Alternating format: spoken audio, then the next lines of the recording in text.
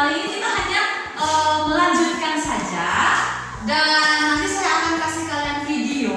Nah, setelah kalian menonton video itu, kalian akan tahu nih fungsi sosialnya apa dari teks deskripsi, unsur keberhasilannya apa, struktur teksnya dari teks deskripsi itu bagaimana. Dan yang kedua, nanti ya, percayalah, setelah kalian menonton video itu, setelah kalian lihat dan kalian baca, oh teks deskripsinya begini ya, kalian akhirnya bisa menulis teks deskripsi itu bagaimana. Oke, ready? Siap? Yes? Yes! Yes? Yes! Oke. Saya mau kalian semua nonton video tentang descriptive text, tentang ciri-cirinya. Dan ya, di video ini sudah dijelaskan descriptive text itu cirinya kayak apa ya, supaya kalian tolong diamati ya. Setelah itu nanti kalau setelah kalian nonton videonya, kalian boleh berdiskusi, boleh bertanya sesuatu yang menurut kalian kurang jelas. Oke? Oke. Silakan. After you watch the video, I think all of you has a question, right? Punya pertanyaan? Right? Okay, right. So, who wants to ask a question? Who wants to ask a question? Oh, you? Okay, Grace. Okay. What's the question, please? A question, please. Okay. How can we know that is a descriptive text? Wow, please give a applause. How can we know that is a descriptive text? Okay. Nah, setelah kalian lihat contohnya, nah ini saatnya untuk menulis. Ini saatnya bagi kalian untuk menuliskan teks deskripsi. Oke? Nah, tapi di kegiatan tulis-menulis kita hari ini ada yang berbeda. Mem tidak akan meminta kalian untuk tuliskan cukup suatu teks dan sekelas tulis. Tidak, saya akan kasih 3 pilihan. Kalian boleh pilih suka yang mana ya. Kalian mau pilih menulis teks idola favorit kalian, atas kesukaan kalian, atau kalian mau tulis tentang binatang kesayangan kalian, atau kalian mau tulis tentang keluarga kalian, anggota keluarga kalian. Bisa, kalian boleh memilih salah satu dari 3 pilihan ini. Oke? Coba nanti coba tanya dulu ya. Yang suka menulis teks deskripsi kita kali ini menulis tentang binatang kesayangan kalian siapa? Yuk. Oke, nanti Dimas dan teman-temannya ini kalian tugasnya adalah menulis teks deskripsi tentang binatang. Oke, jadi binatang kesayangan kalian apa? Kucing atau anjing di rumah ada? Punya kelinci? Punya? Tidak punya. Oke, jadi kalau yang punya binatang anjing silakan ditulis anjingnya warna apa ya, suka makan apa ya, terus dia bulunya warna apa ya, ekornya bagaimana ya, anjingnya tinggi atau pendek gitu. Digambarkan ya, diceritakan ya. Memang ingin tahu anjingnya ciri-cirinya kayak apa, supaya pas ketemu di jalan, oh ini anjingnya Grace, ini kucingnya Grace gitu. Oke? Sekarang siapa yang mau lagi dua ya mendeskripsikan tentang anggota keluarga? Yuk, anggota keluarga, yuk siapa? Kamu suka anggota keluarga? Oh, kali tadi kan sudah pilih binatang ya, anggota keluarga juga. Mau pilih anggota keluarga atau binatang? Oke, anggota dia ganti ya, anggota keluarga. Mana coba angkat tangan? Yang mau anggota keluarga tadi mana? Mana angkat tangan? Tadi yang sudah angkat tangan tadi kamu ya? Cuma satu dengan Dimas saja? Iya. Oke, berarti cuma kamu dengan Dimas. Nah, tolong kamu deskripsikan anggota keluarganya. Misalkan Bapak mau deskripsi bapak, mama, atau saudara-saudaranya. Jadi contohnya kayak gini, bapak kamu. Oke, silakan ditulis.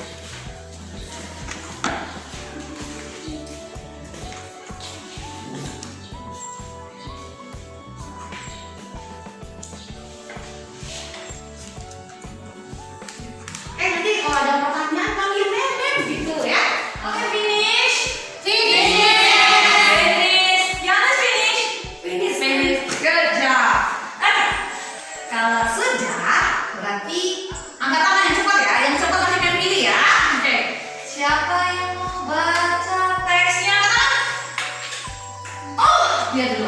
Okay, Dimas, please read. I have a sister. Her name is Saskia. Oh. She is 6 years old. She has white skin. Her hair is soft and black. She likes dancing and singing. Now, I think you have a question to Dimas, right? So, who wants to ask Dimas a question? Good job, Grace. Okay, please. How old is Saskia? Well, how old is Saskia? Saskia is okay. Setelah semuanya sudah membaca tes deskriptif, after all of you read all your descriptive you're writing today, I hope all of you can conclude the lesson today is bisa menyimpulkan pelajaran hari ini itu tentang apa. Oke, ada yang tahu? Hari ini kita belajar ya, Grace dong mulai angkat tangan. Oke, please. Tujuannya apa hari ini?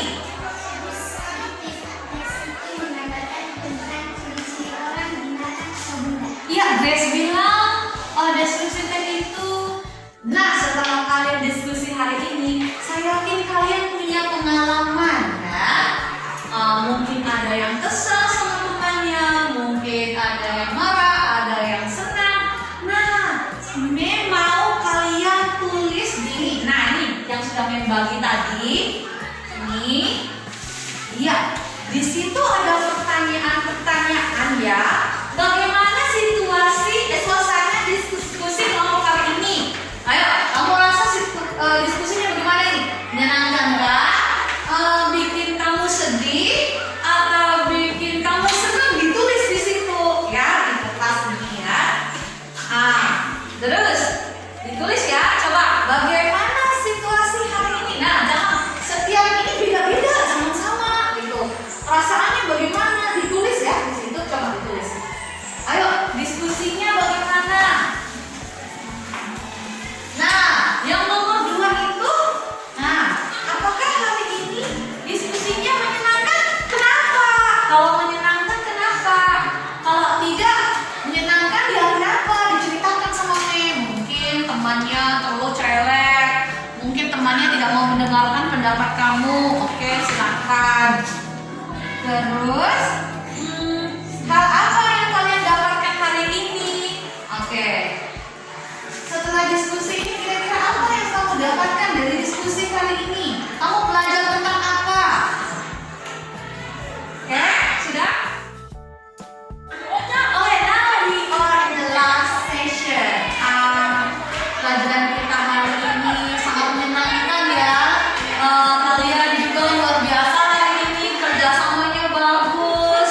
Mari kita tepuk tangan buat diri kita. Kalian hari ini semangat, terus diskusinya bagus sekali. Mem sangat senang, Mem sangat terharu, dan kalian patuh terhadap kesepakatan yang sudah kita bikin ya. Oke, dan sekarang waktunya untuk kita berdoa karena sudah jam. Mari kita berdoa untuk menutup kegiatan kita hari ini. Oke, stand up, please. Stand up.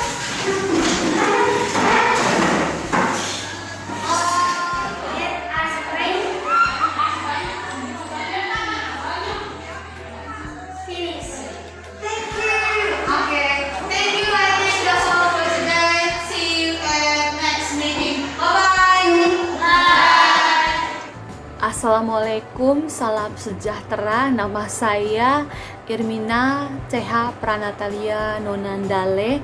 Saya CGP asal Kabupaten Sika, Flores, NTT. Video ini adalah video aksi nyata dalam pembelajaran aksi nyata pembelajaran berdiferensiasi dan kompetensi sosial emosional. Nah, bagaimana perasaan saya ketika saya melakukan aksi nyata pembelajaran berdiferensiasi dan perpaduan pembelajaran berdiferensiasi dan kompetensi sosial emosional. Pertama saya merasa tertantang karena ini adalah sebenarnya bukan baru juga, sering kita lakukan tetapi kita tidak menyadari itu, dan kayak tertantang, terus ragu juga bisa nggak ya saya mengaplikasikannya di ruang kelas saya. Ditambah lagi sedikit pressure, tertekan sedikit karena mengingat mungkin kalau pembelajarannya tidak dikejar oleh nilai atau mungkin saya akan lebih santai, tapi karena mungkin saya bagus tidak ya ini pembelajarannya, saya kira-kira apa yang saya sampaikan itu pas nggak ya, bisa diterima nggak ya sama anak-anak. Jadi itulah perasaan saya sedikit tertekan, tertantang, senang karena akhirnya saya sudah bisa mencoba untuk mengaplikasikan pembelajaran berdiferensiasi yang dipadukan dengan kompetensi sosial emosional. Dan saya lihat anak-anak juga, saya lihat mungkin karena sedikit berbeda dari gaya saya yang mengajar yang kesehariannya kayak bagaimana, terus tiba-tiba yang sekarang terus ada yang mengambil video saat pembelajaran. Mungkin itu juga bikin anak-anak kayak merasa kurang nyaman untuk menjawab, juga sepertinya kayak agak takut gitu. Tapi overall saya lihat anak-anak kayak bisa menerima itu, dan sepertinya mereka antusias juga karena ini adalah hal yang baru, dan sepertinya mereka suka, mereka senang.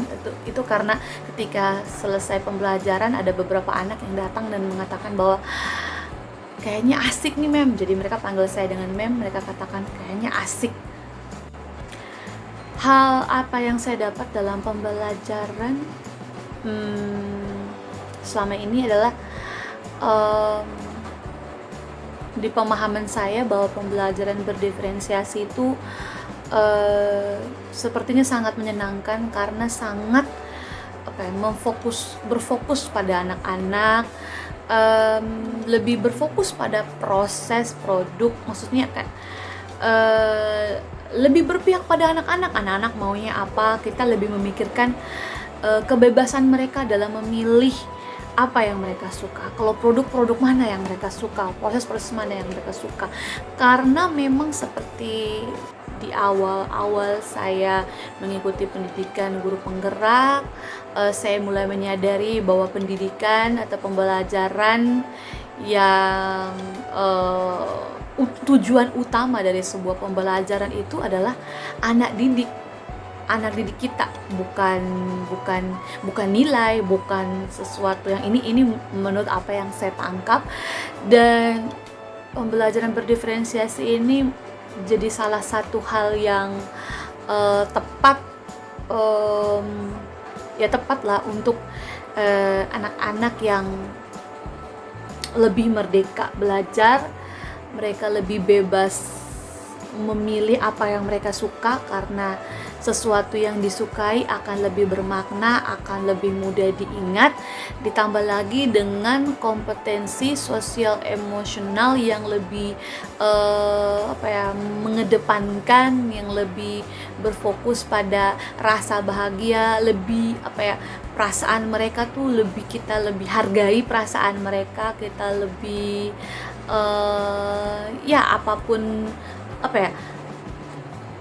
perasaan bahagia itu memang lebih harus diutamakan. Karena kalau ketika seorang anak merasa sedih, merasa kecewa, dia merasa tertekan, saya rasa sebaik apapun gurunya mengajar, sebaik apapun, sebagus apapun materinya, itu tidak akan mungkin masuk di otak mereka. Dengan adanya kompetensi sosial emosional yang lebih mengedepankan perasaan mereka, lebih menghargai perasaan mereka, lebih menyadari perasaan mereka saat itu, saya rasa itu akan lebih membuat mereka menjadi, jika ada beban, lebih bebas dari beban mereka. Mereka bebas mengekspresikan perasaan mereka, sehingga ketika mereka sudah menyadari, oh perasaan mereka begini ya, dengan kita juga memberikan solusi. Kalau seandainya mereka merasa sedih, kita bermain juga. Saya dapatkan bahwa bermain juga adalah salah satu teknik kompetensi sosial emosional. Ketika anak-anak merasa senang dalam pembelajaran, kompetensi sosial emosionalnya itu masuk. Kayaknya itu yang saya tangkap dari instruktur kemarin berbicara. Dan pembelajaran apa sih yang akan saya ambil setelah saya sudah melakukan, menerapkan aksi nyata ini? Kedepannya mungkin kemarin adalah langkah awal saya dalam melakukan pembelajaran berdiferensiasi dipadukan dengan kompetensi sosial emosional di kelas. Langkah awal biasanya tidak akan semulus seperti orang yang sudah biasa. Mungkin kemarin adalah awal, dan mungkin saya akan merasa saya sangat gugup, tapi saya yakin dan percaya kalau saya mulai membiasakan sekali, 2 kali, 3 kali, saya mulai mungkin akan terbiasa, dan anak-anak juga mungkin akan terbiasa. Dan kedepannya saya akan mencoba untuk saya sementara mulai membuat RPP yang berdiferensiasi dari kelas 9, kelas 8, dan kelas 7. Saya juga berkomunikasi dengan kepala sekolah bahwa saya akan menerapkan pembelajaran berdiferensiasi yang dipadukan dengan kompetensi sosial emosional.